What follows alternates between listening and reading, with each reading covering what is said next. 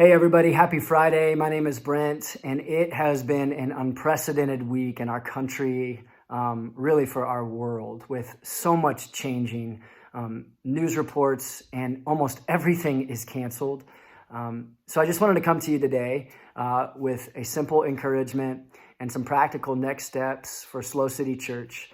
The encouragement is this. I was reading this morning from the writer of Proverbs. He writes, "Trust in the Lord with all your heart, and lean not on your own understanding.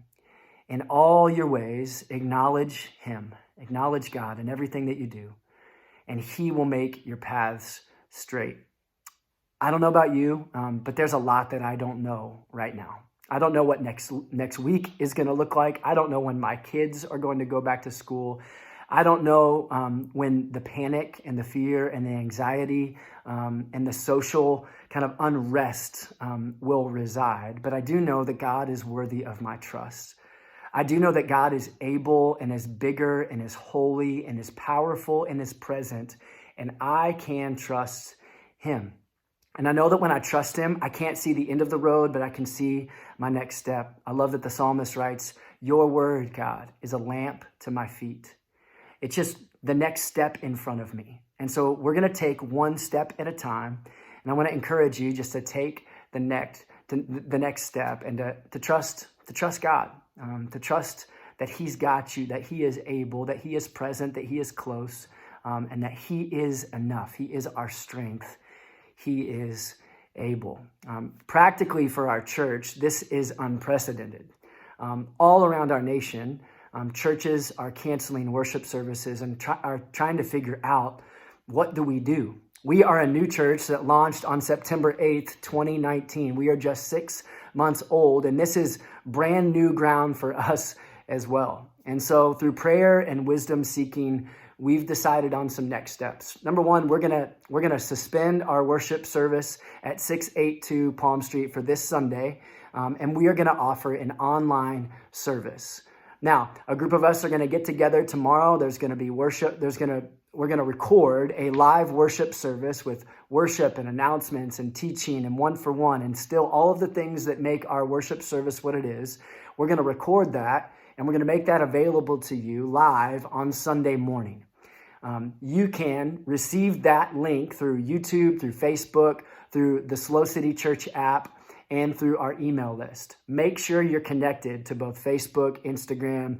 Make sure you download the SLO City Church app, and make sure you're on the email list to stay up to date with everything that's happening. When you receive that link, you just click it, and you can be a part. We can continue to worship together. We know that historically the church has been up against obstacle after obstacle. The church for 2,000 years has seen war and famine, sickness, and they've seen division. And the church has always risen to the challenge to be the ones who were serving, the ones who were together, the ones who were unified in prayer, the ones who were established on the word of God, and they were bringing hope to hopeless people. They were bringing community to the lonely. They were looking out for the left out. They were looking out to serve the vulnerable. And that is the charge that we have in 2020.